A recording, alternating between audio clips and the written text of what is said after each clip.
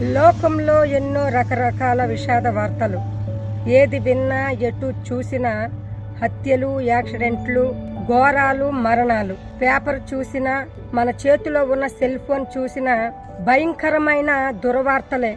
ఈ వార్తలు వింటున్నప్పుడు దుఃఖము, వేదన, కన్నీరు కలుగుతుంది. ఈ వార్తల వలన ఎవరికి సంతోషమే ఉండదు. కానీ వీటికంటే కూడా ప్రజలందరికీ సంతోషాన్ని కలిగించే వార్త మరొకటి ఉంది. ఈ వార్త ఈ లోక వార్త కాదు, పరలోకంలో దేవుని వద్ద నుండి వచ్చిన వార్త. ఏమిటి ఆ వార్త అంటే, నేడు మీ కొరకు రక్షకుడు పుట్టి ఉన్నాడు. ఈయన ఎవరో తెలుసా? ప్రభువైన యేసు క్రీస్తు. హల్లెలూయా. రక్షకుడు అంటే సకల పాపాల నుండి విడిపించి రక్షించేవాడు.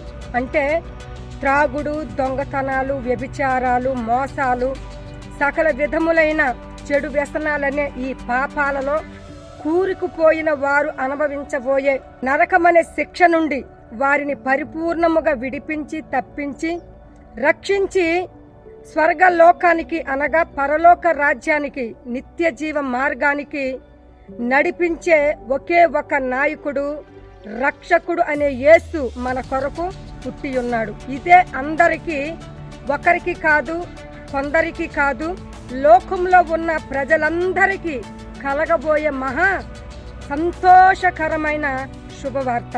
ఆమేన్.